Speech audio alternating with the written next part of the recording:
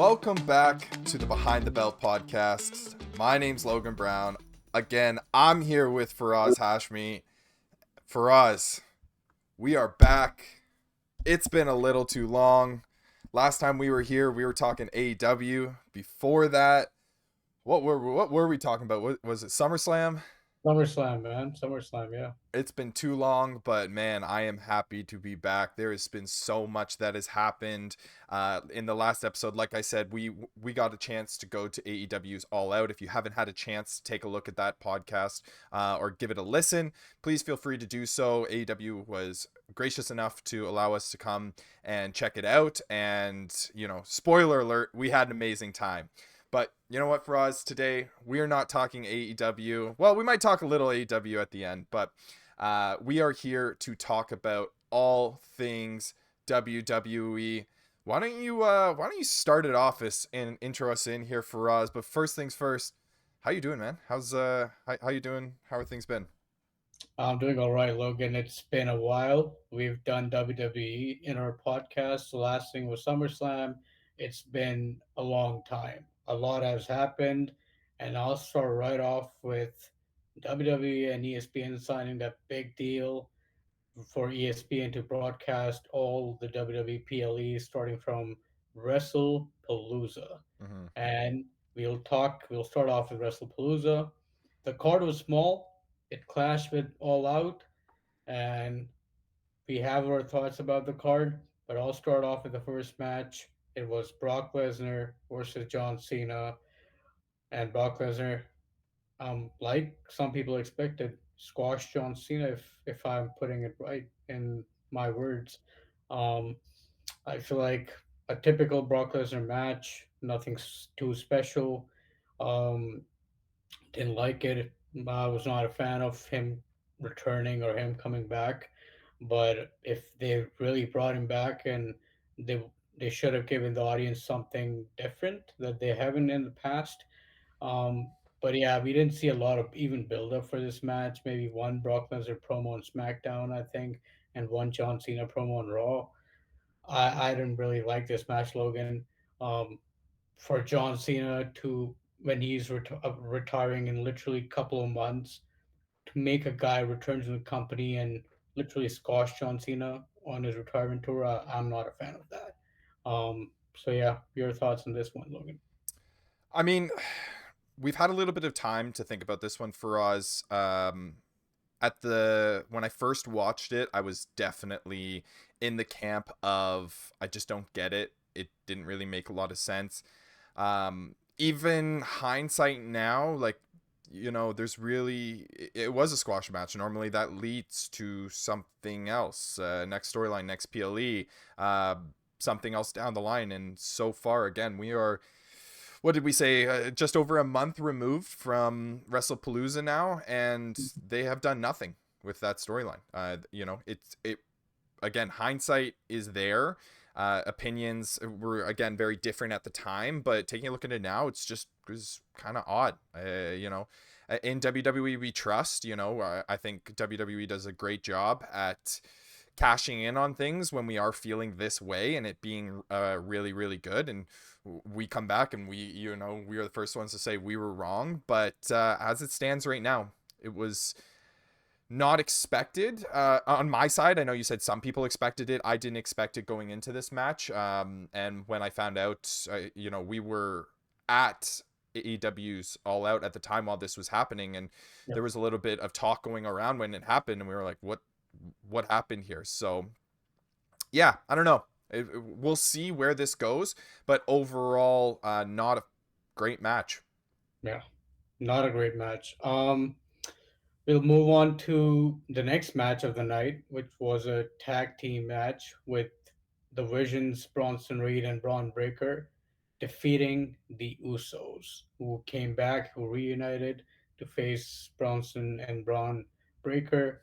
And again, I feel like the result was expected. I expected the Vision to win, the Vision at the time to win, but yeah, I feel like maybe the second best match of the night, if I'm not sure. But yeah, it was a decent match. Again, nothing special. I wish if there was a stipulation in the during the match, maybe a street fight or something would have been better. But yeah, just a normal tag match. Expected Braun and Bronson to win.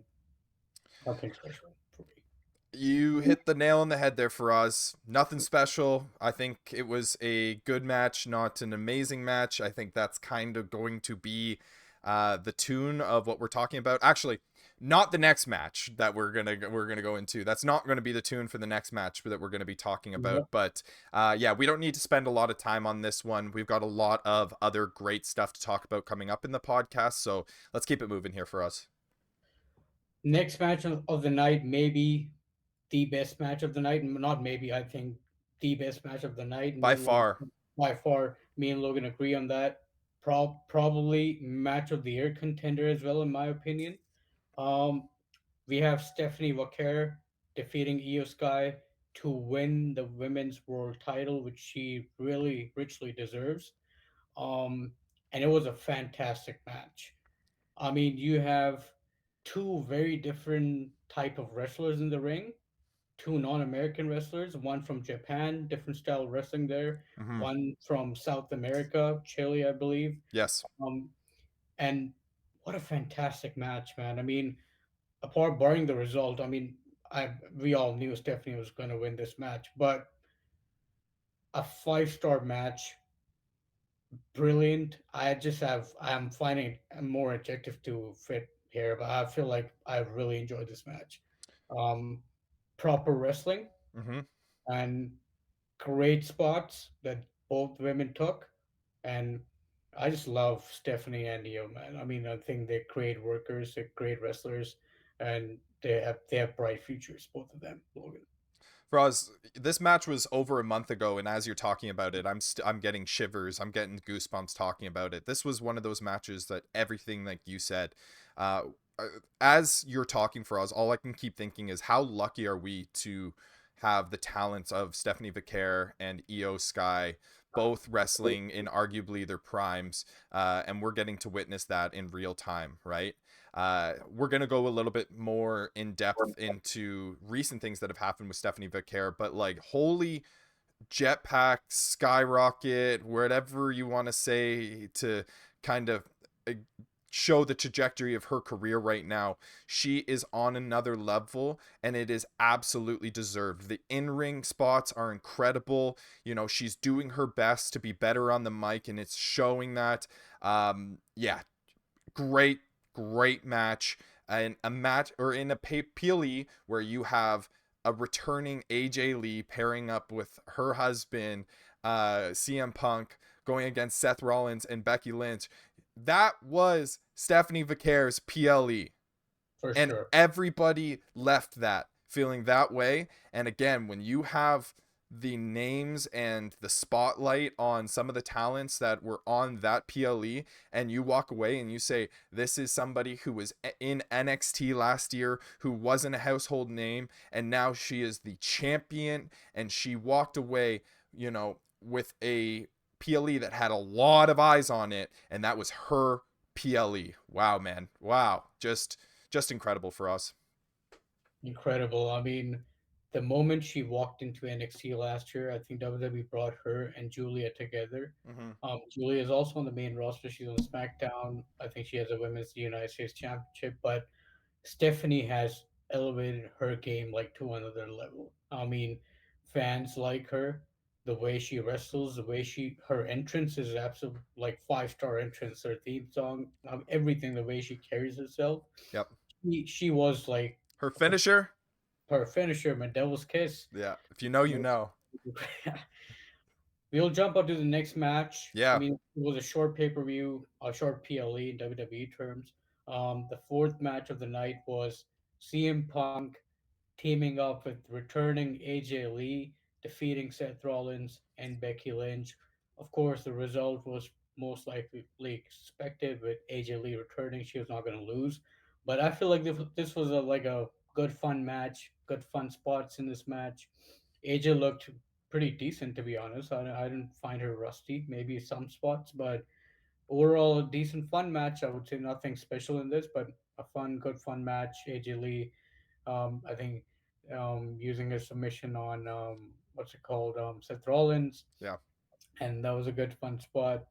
But yeah, I liked this match a little bit, but yeah, we'll see what's there for AJ Lee in the future. But yeah, for this match, it was fun. Yeah, it was cool to see some intergender spots. That's something we don't see as much anymore in modern day WWE. We see it, maybe in some other organizations. But yeah, it was a fun match. It wasn't anything that was going to blow you away, but it was fun. It wasn't a bad match. Yeah, There wasn't, in whenever you have a returning wrestler who has been away from the company for an extended period of time, you kind of expect some botches, some rust, and yeah, it was fine. It was good. It was great. I can go as far as say great. It wasn't bad in any means, but wasn't anything that I'm gonna sit here and rave home about, like the match that stole the show in Io Sky and Stephanie Becerra. Let's move on to the next one here for Roz. Wrestlepalooza, was great, but we don't want to spend too yeah, much time on this PLE. for sure. Last match of the night, the main event. I mean, Cody Rhodes, the champion, defeating Drew McIntyre. My only thoughts on this is I really like Cody, but for me, this match was not it. I did not like this match. I think this was one of his worst matches since his return to WWE, and there was no build up to this match at all. I mean, I mean, Drew, there was that. yeah, I mean that Claymore to the announce table, and then Cody was gone for a month, and then he returned and then attacked him, and that was it. There was no like, Yeah, not a very lot. forced build up, like Yeah, not. not a lot of build up. But yeah, but the match itself was kind of disappointing too. I feel like these two are great talents in the ring, and if you're main eventing a pay per view like Wrestlepalooza, which is also debuting on ESPN, that's no for me. That was not like a great main event. Kind of disappointed. Yeah. Yeah, I feel like it was shorter than what it Yeah. should have been. I don't know the exact runtime on it, but that being said, there was also some reports that came out that said that that wasn't going to be the way that that match was going to go at the start of that day. There was potentially, these are reports that we don't necessarily know to be true because they have not been confirmed, but it was rumored that Drew was going to win. And Mm-hmm. that was going to be the route that they were going to go, and that was going to be their big finish. Obviously, that's not what happened. And again, we have no idea if that was actually the case, but I don't know. I don't know. It definitely was a weird match. It seemed odd, just Yeah. like you said, the build up and everything that kind of went, and then the in ring spots were odd. Again, a little bit shorter than we would have expected, but yeah, it's. I think I said it before with another match, and I'll say it with this one. I think you hit the nail on the head with your assessment there for us. Yeah, with this we'll wrap up WrestlePalooza. One thing I'll mention is it got a C grade from one of the writers in ESPN, which is On not a, ESPN. on ESPN. Yeah, it's not a good start for WWE. Um, with their new partners, it's kind of disappointing. On the other hand, All Out did much better, and I'm not sure what grade it got, but 100% a better B plus or an A, because that's what the quality of the show was. But yeah, moving on to, I'll cut through all the build up towards Crown Jewel, but our rest of the podcast is going to focus on these three episodes of WWE that were back to back in Australia: SmackDown in Perth, then Crown Jewel, and then Raw. We'll start off with SmackDown. In between, after WrestlePalooza and Crown Jewel, Sami Zayn also won the US title. He's been doing open challenges every week on SmackDown. And in Perth, Australia, the episode of SmackDown, who answered his open challenge? A returning Shinsuke Nakamura with his old theme song. Man, with that theme song hit, I was so happy. I when they pivoted away from this current theme song that they're using right now, Yeah. which was his older one, I was really upset. Yeah. There's not too many theme songs. You know, there's the big theme songs, the CM Punk's theme songs, Cena's theme songs, but you know, other than those big ones, there's not many theme songs that really hit like this one does. And the fact that they went away from it, I get why they did it, but it's like when they went away from the AJ Styles like theme song. It's like, what are we doing here? Like, if it ain't broke, don't fix it. Like, I don't know, but yeah, that was we love that. We love when they listen to the fans and they say, you know what, we realize that we messed up here. Let's correct this.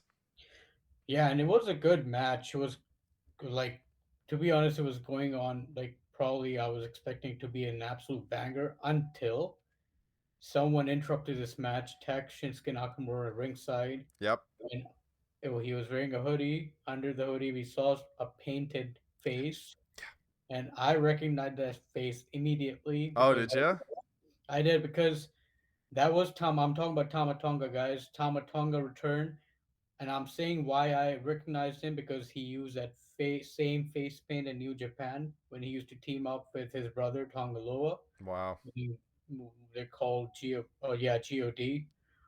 the tag team of God. I don't know what it stands for now. I'll check later. But yeah, Tama Tonga came on. He jumped on the ring, and then we saw Tala Tonga, JC Mateo, and Tongaloa all showing up with a new look, with face paints on, kind of giving a scary vibe.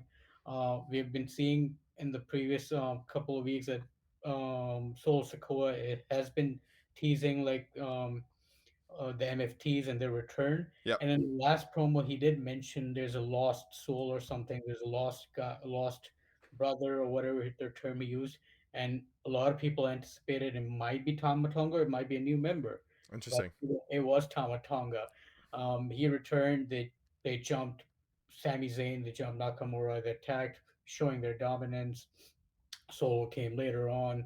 Just yeah, just a little reunion for with Tamatonga and return of the MFTs who've been absent for the last few weeks, I would say, Logan. Yeah.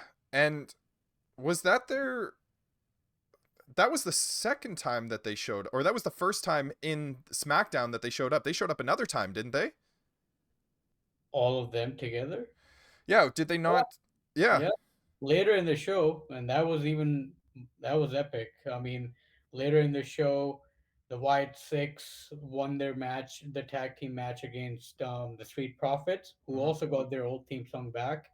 Um, and after the match, MFTs just showed up right behind the White Six, and then they turn around and there was a face off, potentially teasing us a War Games match.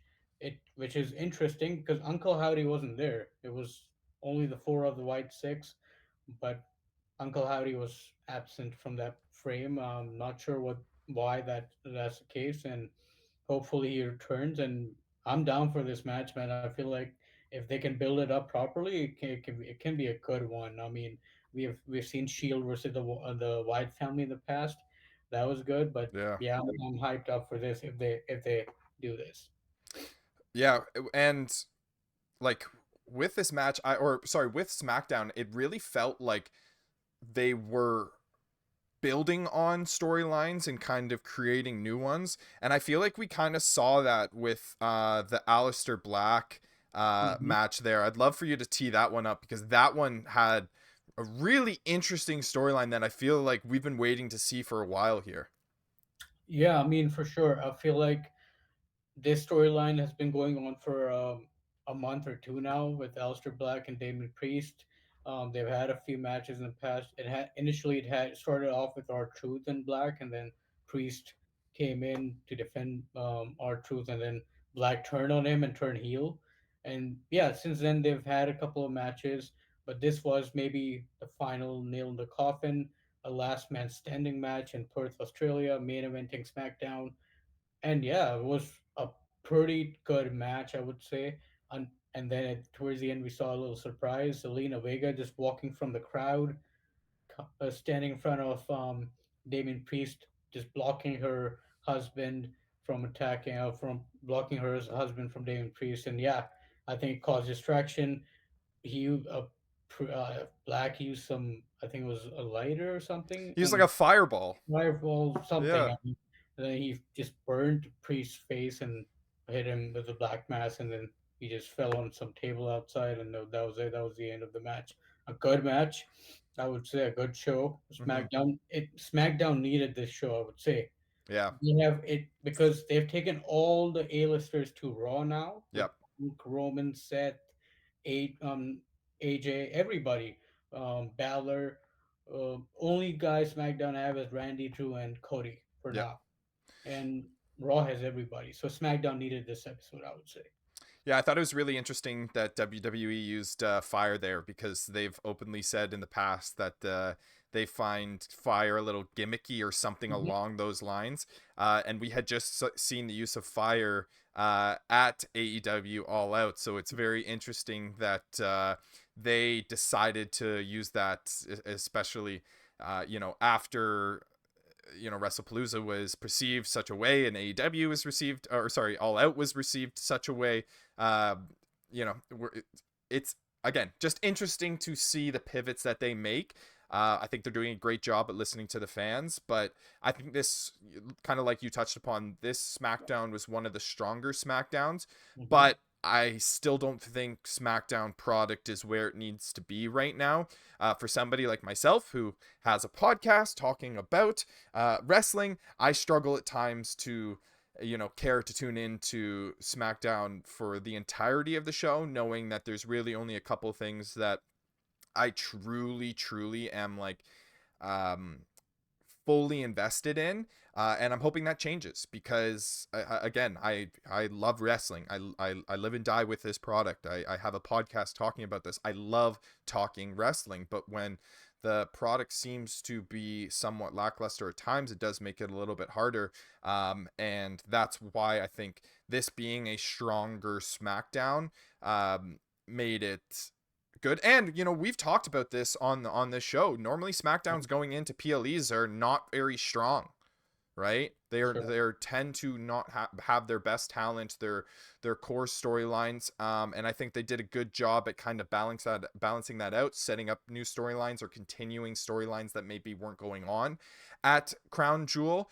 So once Crown Jewel concludes and SmackDown comes on for the following week, we still have some sort of investment, knowing that Crown Jewel had just taken place. But with speaking so much about Crown Jewel, for Oz, let's talk about it, man. This was I think the PLE that they needed. When I say they, WWE needed to rebound after having a weaker Wrestlepalooza PLE. But let's talk about it, for us. What do you think here? For sure, let's jump into Crown Jewel. I feel like a much better pay per view, a PLE again, my bad, compared to Wrestlepalooza, their second one on ESPN. And they usually do Crown Jewel in Saudi. This time they've switched to Australia, which is good, a fresh thing. And yeah, I think it was a card with some really good matches, some expected winners, I would say, Yeah, but yeah, some things to look forward to. And yeah, before we get into Crown Jewel, I want to mention this, and we'll come to this during the John Cena and AJ Styles match. Before Crown Jewel, they do this little with fans. They do this little, not a press conference, like I think they did it on the same day as SmackDown on Friday, yep, where AJ Styles and all the wrestlers who are on the card, they come out and they cut a little promo. yep, AJ Styles confirmed it that 2026 is going to be his last year in wrestling, and he's going to retire yep, after that. So we'll come to that later. We'll start off with Bronson Reed taking on Roman Reigns and defeating Roman Reigns in an Australian street fight. Of course, Logan, if it's a street fight, there's going to be interference. Braun Breaker, of course, jumping in the match, and then the Usos getting involved. But the biggest thing was Roman Reigns doesn't really take a pin, and this is second time in this whole tribal chief, or maybe the third time in this tribal chief era that he's taken a pin. hmm One was against Cody Rhodes, of course, when he beat him for the title. One was with Jey Uso when the Usos tag teamed against Solo and Roman Reigns. I think it was Money in the Bank a hmm couple of years ago.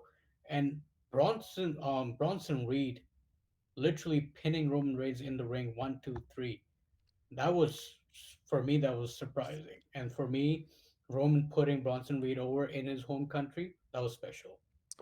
I could not agree more with you, Faraz. I think this is one that, knowing all of those things that you said leading up to the pinfall, meaning or being that Roman doesn't normally take a lot of pins, I think this was huge. Especially WWE is very notorious for having guys or athletes, meaning both women and male, um, losing in their home country, right? You know, we've seen Sammy lose in places in Canada, right? Same with Kevin Owens, right? Those are just kind of the first things that come to mind to me.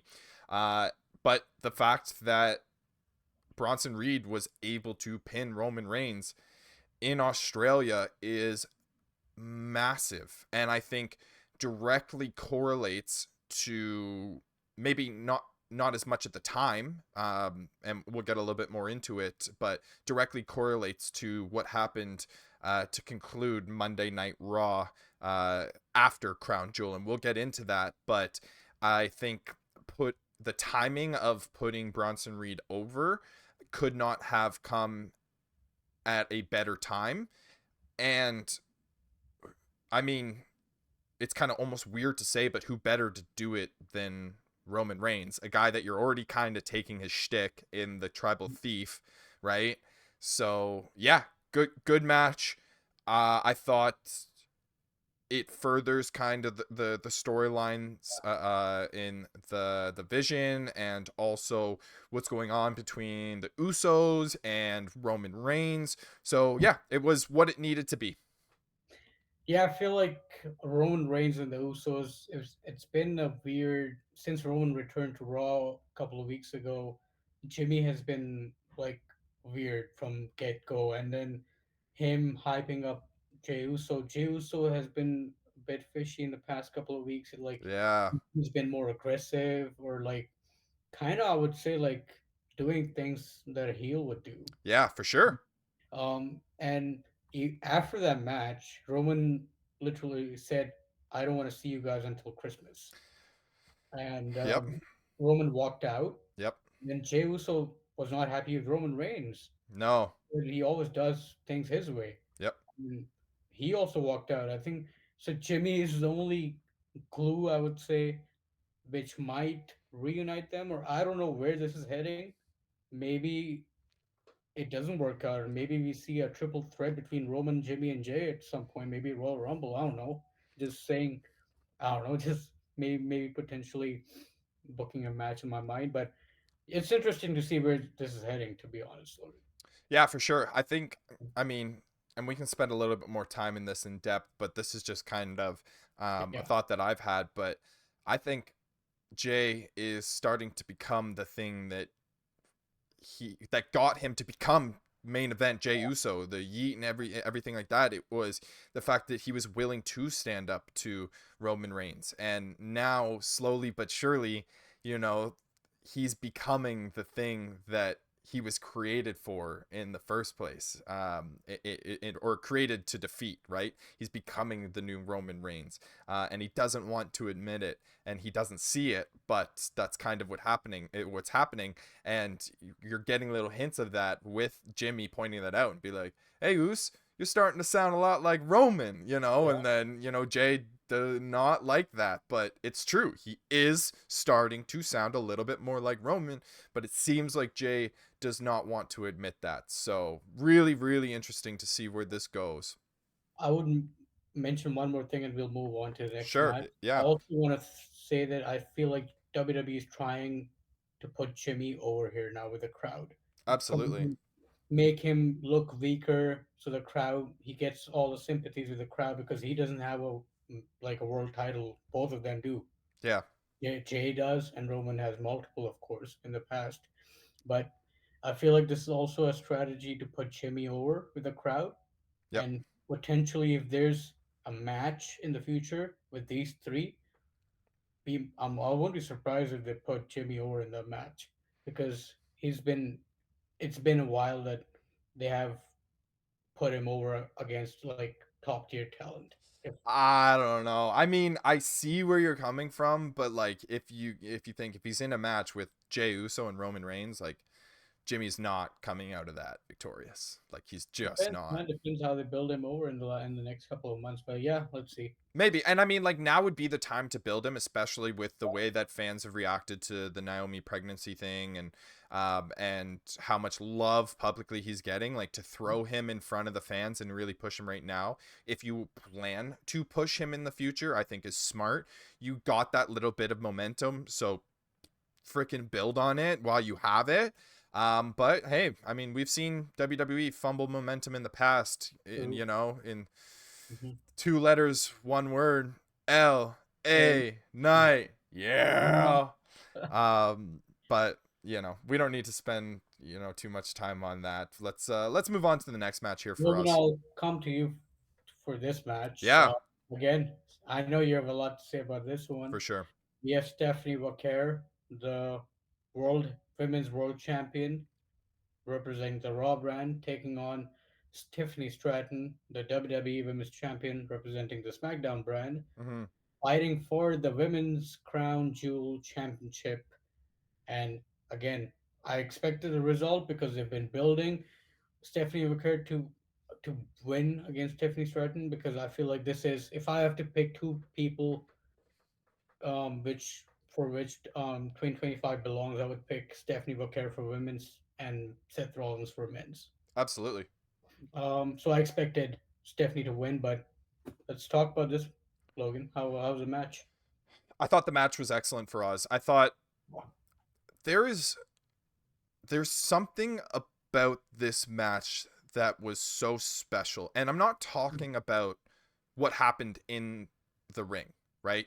What happened in the ring was, we've already said, Stephanie Vaquer, incredible talent. What she's able to do in the ring is amazing. We love to see it. And same thing with Tiffany Stratton, right? Like, we haven't talked about that this episode, but Tiffany Stratton is also a great in-ring talent, somebody that we've seen skyrocket in front of our eyes within WWE, with the way that she went from NXT, quickly winning the Money in the Bank match, and then cashing in on Nia Jax, somebody that she was aligned with for a very long time, a storyline that people were thought was going to cash in a lot earlier, but happened when it did, and has been a champion, a dominant champion ever since, for a long period of time. I definitely would have expected Tiffany Stratton to have dropped that title before now, but the fact that she hasn't, I think, really goes to show where she sits within this company. And I think when you kind of look on the other side of that, you have the almost the exact same blueprint in Stephanie Vaquer, right? She comes up from the main roster, she gets this, or sorry, comes up from NXT, goes on the main roster, and is seeing this insane push. The To be honest with you, the result was a little surprising to me, and the only reason why I say that is because of everything that I just mentioned with Tiffany. Like, it just feels like Tiffany is kind of has gotten that push. She's been champ for so long. It would make a lot of sense if she won this Crown Jewel championship. I just wasn't expecting Stephanie Vaquer to get a win of that magnitude this early. I just the key thing, and I get back to my original point, the fact that this match was so special is because for us, if we look 2 years ago, I think this women's division had a problem. You It did. had you had Rhea Ripley at the top, and then it kind of went from there. That was really the only female athlete that fans really, and I mean, like, you had the Bailey had her push, right? But then she got to champion, and Yeah. it kind of was a lackluster run, And sorry right? to cut you off, but yeah, you're right. Rhea Ripley was there, and Becky and Charlotte were not there for a while because Charlotte Exactly. was injured and Becky was gone. I think she was also injured. So yeah, And both of those athletes come back, and Becky Lynch is in the IC title picture. And yes, Charlotte Flair did come back, win Royal Rumble, and face Tiffany Stratton in a match that I think a lot of us thought Tiffany Stratton was going to lose. And when she won, we now realize how important Tiffany Stratton is to this brand, especially to get a win over, like, get a win over Charlotte Flair at WrestleMania is it was WrestleMania, right? yeah, Yes, yeah, of course it was yeah. because Royal Rumble. Mhm. So again, I say all of that to say, this match had a magnitude of it that I don't think a lot of people realized.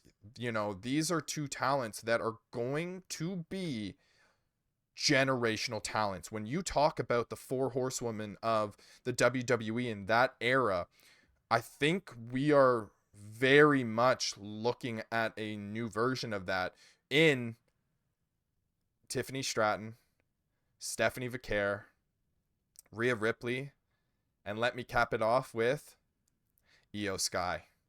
Yes. I would also put Naomi in there when she's back, but yeah, Sure. Yeah. agree with these 4 names for sure. If and I think it's just we are very lucky. Yeah. And that's what just every time I think about this match, I think about how lucky we are to have such a good high level, not only on mic, because like Io struggles on mic, Stephanie Vaquer struggles on mic. Even at times, I don't love Tiffany on mic. There's times where I do love Tiffany on mic. Hmm.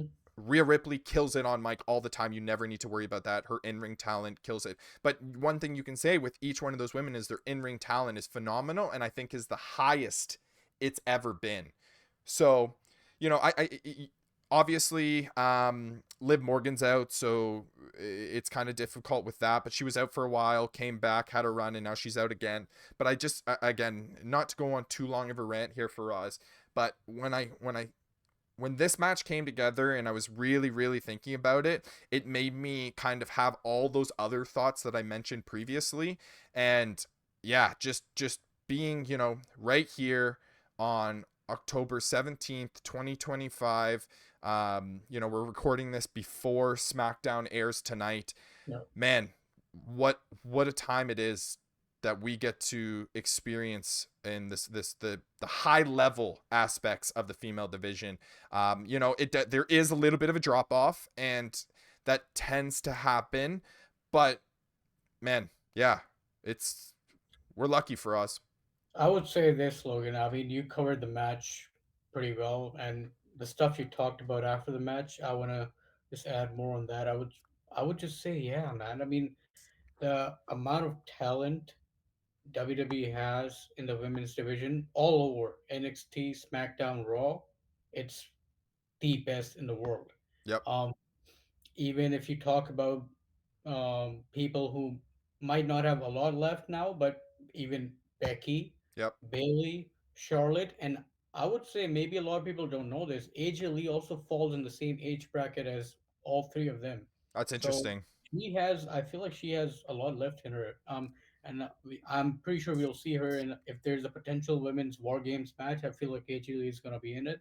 She might return and fight in that match. But yeah, the future, just like in a previous podcast I with Ben here, I mentioned Jacob Fatu and Breaker, two guys I feel like are WrestleMania guys Hmm. in um, the men's division. For sure, Braun Breaker is, and they're gonna put a world title on him sooner than later. Um, just like this in women's division, it has to be Stephanie Vaquera and Tiffany Stratton. Hmm. Oh, I mean, the push Stephanie has gotten since she got into NXT, and she proved it with her in-ring talent. Like you said, maybe not comfortable on the mic, her and Neo Sky, but they make any mistakes in the ring? I don't think so. I None. I don't see any matches with Io Sky and Stephanie Ricker with with a botch. Yeah. I mean, not even a bad spot. I would say botch is a harsh word. It's been like 4.5 to 5 star matches, every single one of them. Um, so yeah, I completely agree with you. We are lucky to witness this women division, and there's bunch of talent coming on from NXT as well. I mean, I watched the TNA versus NXT thing that they did a week ago. Yeah. There was a lot of talent there, man. I mean, we can talk about it some other day. But I'll jump into the next match, Logan. Yeah, I was gonna say, and how about the transition I was thinking about? How about another match that was not only amazing to watch, but was also 5 stars? 5 stars, and at this age, both of them putting a 5 star match. Salute to both of them. For us, John, this match had no business being this good. not at all. It was long as well. I feel like it was. I don't know the timestamp, but I feel like I can check. But I feel like it was more than 20 minutes. It was 27 minutes. Logan. Yeah, team me up for Oz. I need to go on this one. John Cena defeated AJ Styles in a singles match, but barring the result, the match itself, it had so much significance with AJ Styles retiring next year. AJ Styles walking. They've been doing teasing this match as a WWE face versus a TNA face. Yep, So, and that's what this match was. AJ Styles walked out with his OG TNA gear. John Cena walked out with John Cena gear, and John Cena gave a little letter to the ring announcer, which had the introduction for AJ Styles. yep, And it was, I felt like it was amazing. It paid tribute to him being in the Bullet Club, his time with TNA, yep. and just the face that runs the place, that which was his slogan for a while. And throughout the match, John Cena paid homage to bunch of WWE greats that he fought in his time. Randy, he did the Miz skull crushing finale. He even did the Rusev's submission move Yeah, after it. I think I'm missing a couple, but he did more. And AJ Styles paid tribute to a bunch of TNA legends. Sting, he did Samoa Joe's submission move. mm-hmm. Um, uh, Frank Kazarian, he did his finisher. Um, he also did I think, yeah, he did Daniel Bryan's Yes Lock. Yep, I noticed that as well. yeah, So yeah. yeah, a 5 star match. It went for almost 30 minutes. But these guys towards literally the end of their careers, there's no, like you said, it should have been a 5 star match, but it was, and it was hella fun. On to you, Logan. Froz, I I don't think, and maybe we can go back. Maybe I can go back and watch some of our previous podcasts and see if I've said this before. But like, I got emotional during this match for us. Like, I will be the first. It's a little embarrassing. It is what it is. I'm a grown man getting emotional about grown men in tights. But like, this was something special, and if you got to witness this live, this was something special. There was, especially when there's talents being mentioned that are not with the company and are also with direct competitors, and they're being mentioned by name. There's just little things like that you go, man, I didn't expect that to happen. There's a lot. I expected there to be some tributes. I expected this match to be about 15 minutes, 17 minutes of pure gold. They were going to do what they needed to do, but there was points where I thought they were going to roll up the 1, 2, 3 and it was going to be done, and they kept going. And every spot that they did made me feel more nostalgic, more in love with wrestling than the spot before. I think the part that really got to me was when, and you and I, we're in school for broadcast, like journalism. So we kind of understand some of the behind the scenes stuff. Maybe not all, but when things are happening in real time, I think there's certain things that we might catch that just other people might not. And one of the things that happened that really stuck with me was when John Cena hit the walls of Jericho. Yeah, And I forgot about that. And good point. Yeah, and I think it was Corey Graves who said, that's not, I forget what the traditional, that's not like a, like, Boston Crab. yeah, that's not a Boston Crab. And then he said something along the lines of like, he's breaking the walls down, which And is not a direct reference, right? And then there was a slight pause or something. And in my mind, how this went is Triple H relays to Adam, Michael Cole. Michael Cole. I almost said Adam Cole. What the hell? Relays to Michael Cole and just say it. Say what needs to be said.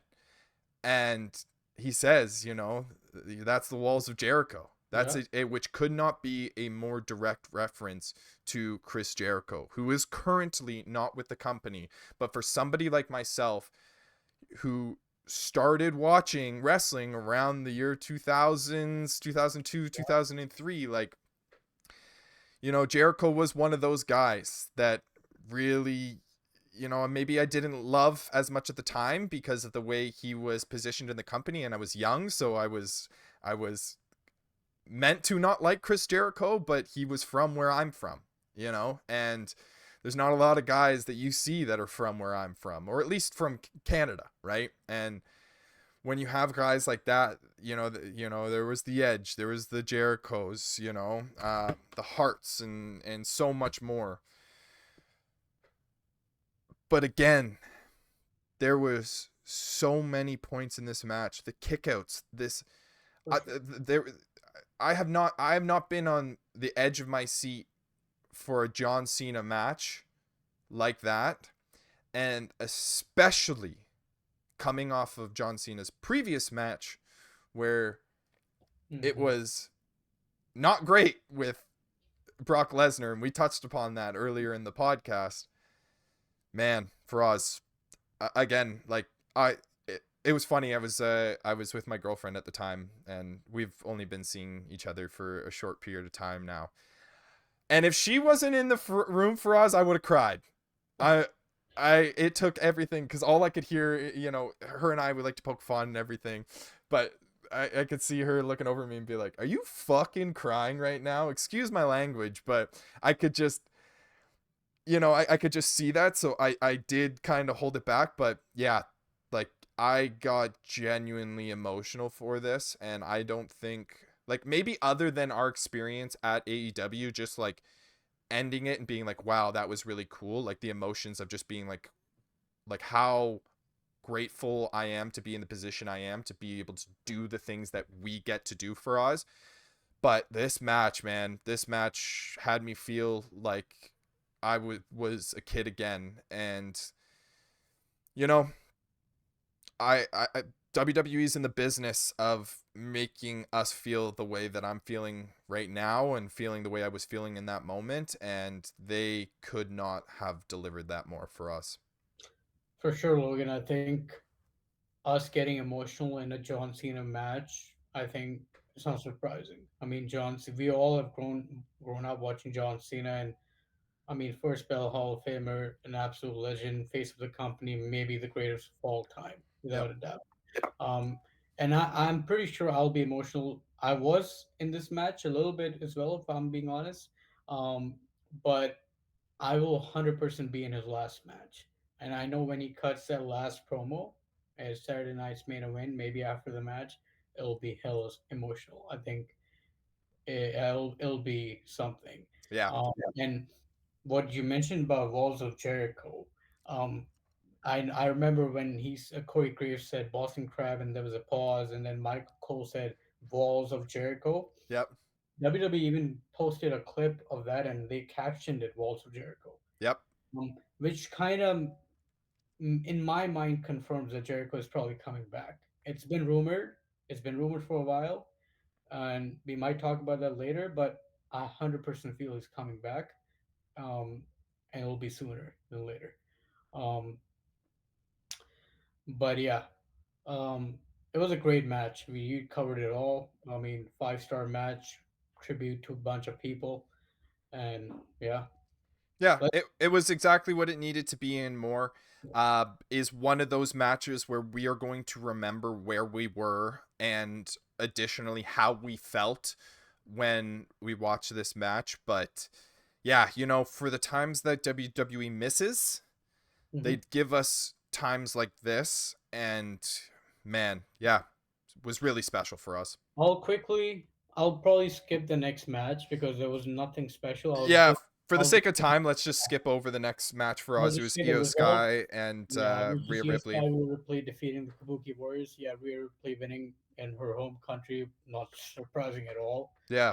Yeah, a decent match. But coming to the main event, Seth Rollins, the World Heavyweight Champion, defeating Cody Rhodes, the WWE Undisputed Champion, Hmm. winning the 2025 Crown Jewel Championship. Man, that belt is big. It is huge. It's massive. That belt on Stephanie Vaquer is crazy. It Like, is. crazy. Sorry, not to just interrupt your flow, but like, No, holy moly for us. it is. You're right. And again, I mean, I want to talk more about what happened on Raw, but I'll give my thoughts on this quickly. Yeah. I think it was a great match. Like always, Seth Rollins and Cody Rhodes, they deliver a banger. They've done it 3 times in the past. They've fought. And again, for me, it was expected. Like I mentioned, I feel like this is Seth Rollins and Stephanie McCare's year, so I was not surprised Seth Rollins was gonna win, and he won. And he won Money in the Bank, created the vision. He surprised everybody at SummerSlam with that fake injury, cashed in on CM Punk, became the champion.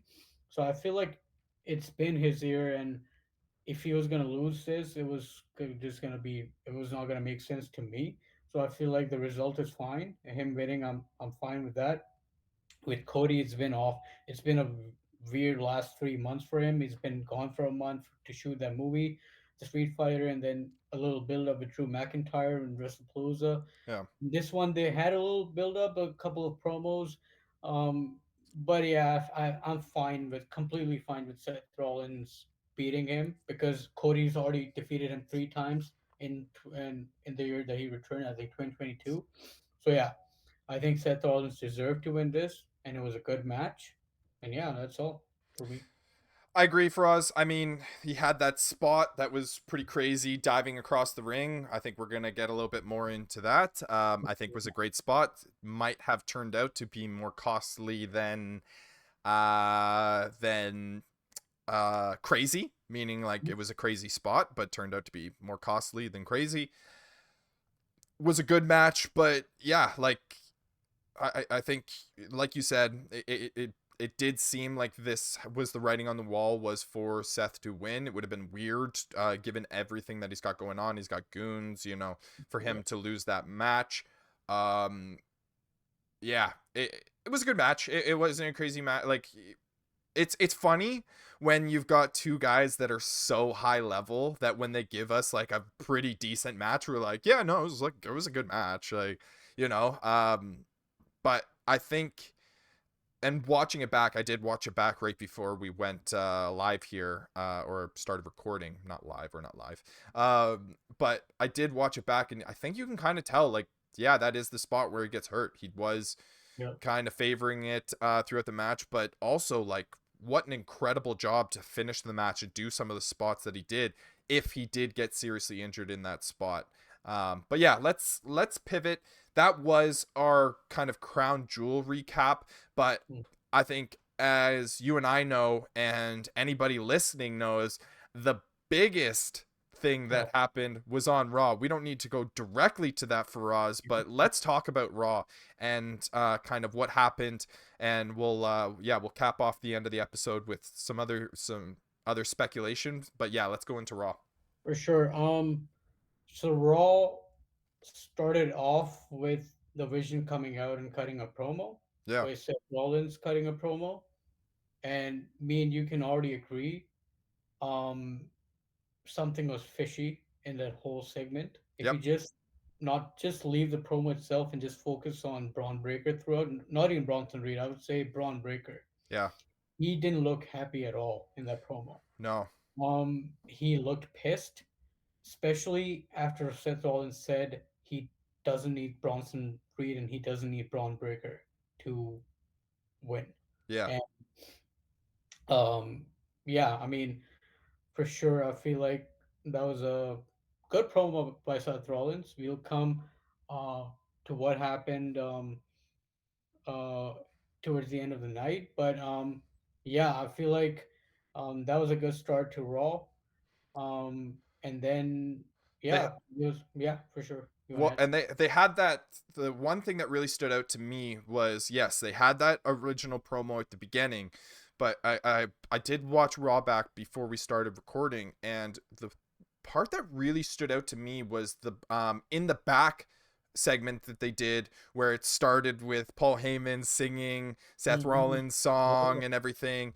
It's just them two on camera, and then Bronson Reed and Braun Breaker enter frame again. Bronson Reed seems happy, everything's good, but Braun Breaker, he has a shirt off. He's not really listening to what Seth Rollins is saying. He seems to be agitated. And one of the things that we have to focus on is what Seth Rollins was saying. The things that Seth Rollins was saying was, the time is now.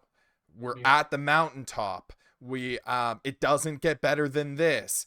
I love you guys. You guys I forget exactly what he said. He kind of Uh talked about himself, to be honest. He said, yes. "I'm on cloud nine," which I Yes. feel like he was doing a lot of me, and myself, um, which might have triggered Braun Breaker because he was just focusing on him and his title and his victory and himself. Yes, he did give credit to them. I think Bronson defeating Roman Reigns, but apart from that, even in the in ring promo, it was all about himself. I would say.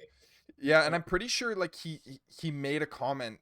Seth made a comment like I'm untouchable now. Like nobody can get to me. And you just look at Braun mm-hmm. Breaker right there, and he's already kind of upset, and he makes those eyes. And again, it's different knowing what we know about what happens at the end of Raw, going back and watching this promo. But yeah, let's talk about it. Let's talk about the ending, Before the ending, I or yeah, want what leads up to the ending. yeah, Yeah. I just want to touch on two things here. We see Stephanie McCarrick cutting a promo right at the Yes. entrance, and then getting interrupted by Roxanne and Raquel. Hmm. And towards the end of that promo, it seems like Stephanie and Roxanne are gonna fight for the title next, maybe Survivor Series. So that's I'm looking forward to that match. It'll be good because I really like Roxanne as well.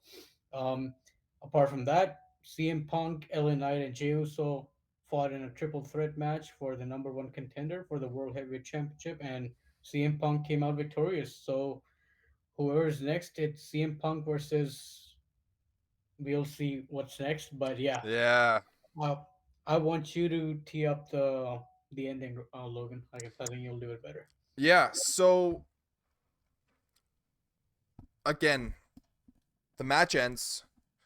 Yeah. CM Punk wins, and Seth Rollins' music hits. The Vision comes out. They surround the ring, and they put the beats on CM Punk. They put the beats on CM Punk. Um, I don't think there was much talking. Like there wasn't like much. Nobody really went on the microphone or anything like that. But it's always funny to me when you see champions not wearing their belt, because I'm going, Yeah. okay, if they're not wearing their belt, they're probably set up to take a bump here. Now, unfortunately, I did have this ending spoiled for me, so I did know it was coming before I watched it. But it does allow you to really watch what happens. You have Seth Rollins, you have the camera panning up to him, but you see again Braun Breaker. He's not happy. He's kind of walking away. Seth Rollins is walking towards the camera. He's holding the belt. He's raising it up. He's staring at the camera. And again, he's doing more me stuff. And then the camera slowly pans out, and you just and the great thing about Braun Breaker's finisher is you like if you see him in a corner somewhere, you're like, oh, he's probably gonna do Oh, something, yeah. right?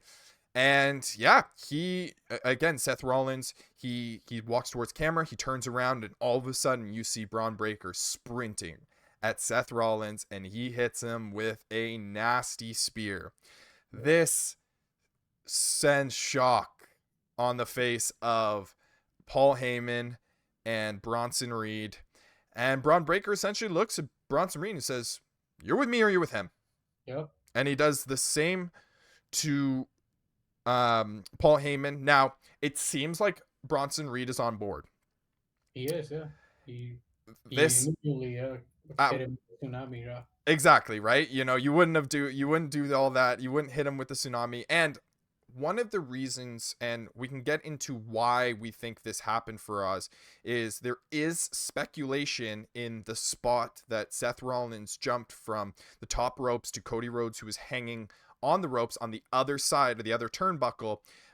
Seth Rollins does land pretty gnarly on his shoulder, and it Mhm. does seem like Seth Rollins has sustained a pretty bad shoulder injury, and that has led to the kind of fast forwarding of the turn on Seth Rollins here. I don't think we were getting too much indication of a turn happening before Crown Jewel, and it did seem like this spot was a spot that was like, okay, we need to figure something out, and we need to figure something out quick, or more Raw was that, meaning they had 3 spots in the night to tell this story that they would normally tell over a couple of weeks, right? Allow it to fester a little bit more. But yeah, at the end of the day, Braun Breaker and Bronson Reed have turned on the visionary, the revolutionary Seth freaking Rollins.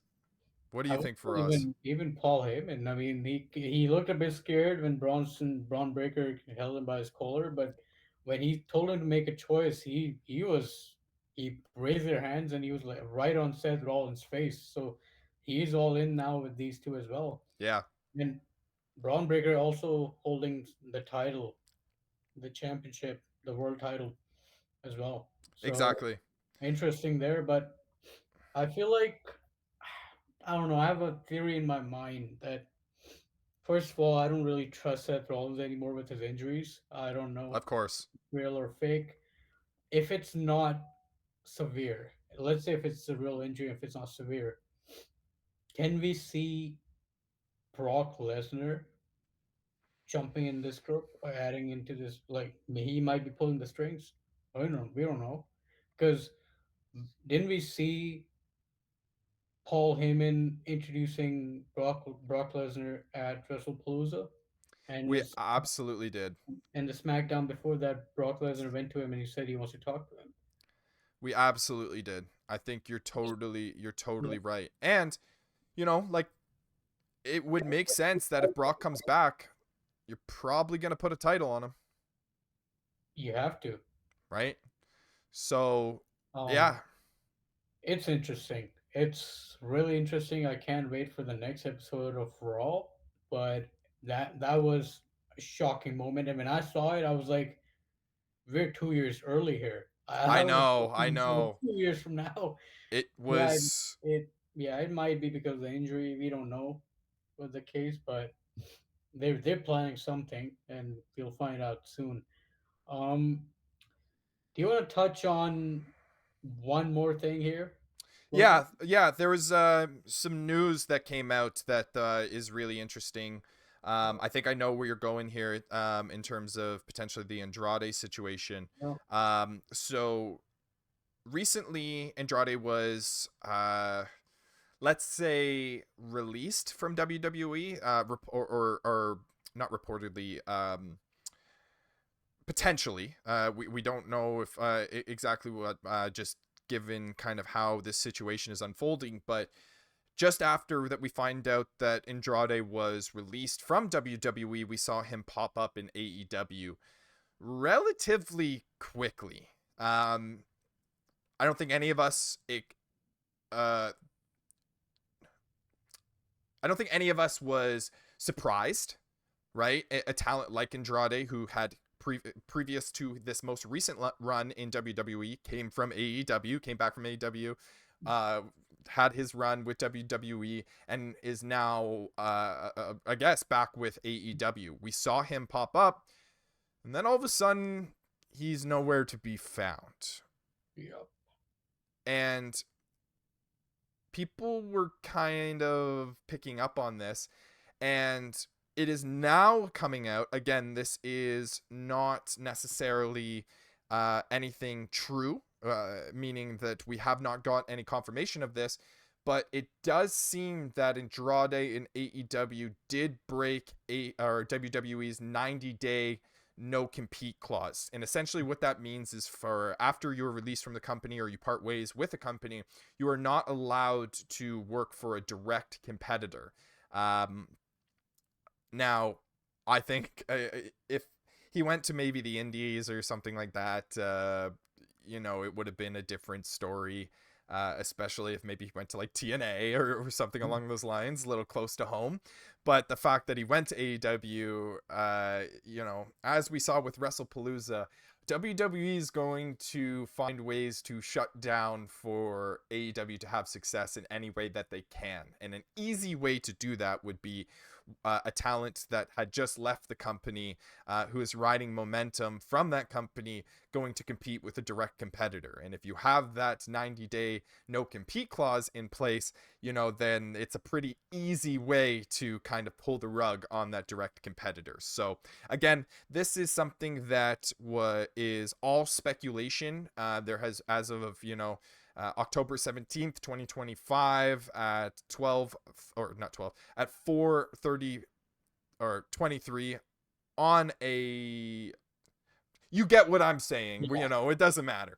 Nothing has been confirmed, but very interesting situation here. Not something that we see happen very often. If this is true, this could also just be an injury thing. Maybe he came back, he experienced an injury, but with the way that they brought him back, it just would have been weird for him to come back and immediately kind of get an injury there. But yeah, some interesting news on the side of WWE and AEW.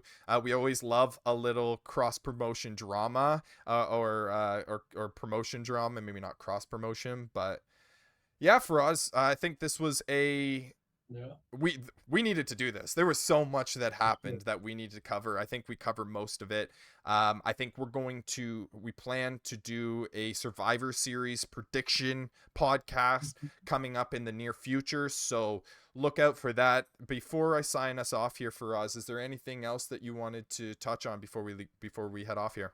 No, man, it was a fun episode. I mean, we've been wanting to do a WWE podcast for a while since SummerSlam. So yeah, it was a lot of fun, a lot of stuff to talk about.